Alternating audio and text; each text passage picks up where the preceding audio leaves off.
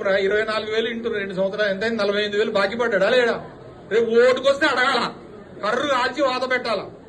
ప్రతి ఆడబిడ్డకి 2,500 ఇస్తా అన్నావు, 24 నెలలకు ఎంత అయింది? 2,500 చెప్పాలా.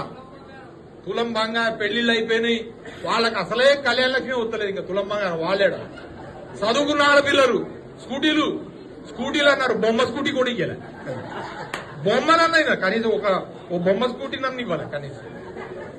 కదం పట్టించారు. చదువుకున్న వాళ్ళకి ఏం చేశారు? 3,000 నిరుద్యోగ వృత్తి 3,000 ఇస్తామని చెప్పి ప్రియాంక గాంధీతో చెప్పించారు. పోయి మనం దళిత బంధు 10 లక్షలు ఇస్తే మేము 12 లక్షలు ఇస్తామన్నారు. ఉన్న దళిత బంధు ఎత్తగొట్టిరు. 5 లక్షల రూపాయలు పిల్లలకి ఇది ఇస్తామన్నారు, లేవు, అది పోయింది. ఇంకేదో స్కీమ్ అన్నారు, ఇది వచ్చి ఆ కాగితాలు తీసుకున్నారు, కథం, దాన్ని లేవగొట్టిరు. ఇంతవరకు మాట్లాడతలేరు.